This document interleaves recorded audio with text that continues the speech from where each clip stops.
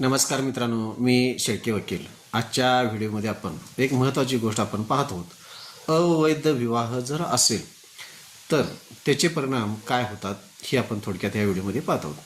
मित्रांनो, अवैध विवाह जर असेल किंवा ठरवण्यात आले असेल किंवा आपल्या ठरलेल्या भारतीय संस्कृतीनुसार तसेच हिंदू विवाह कायदा 1955 नुसार जर विवाह हा कायदेशीर झालेला नसेल तर तो अवैध विवाह ठरवला जातो. ह्याचे परिणाम असे होतात, त्या विवाहापासून झालेल्या मुलास पोटगीचा अधिकार मिळू शकतो, पण त्या पत्नीला पोटगीचा अधिकार मिळवू शकत नाही, कारण हा विवाह अवैध ठरवलेला असतो.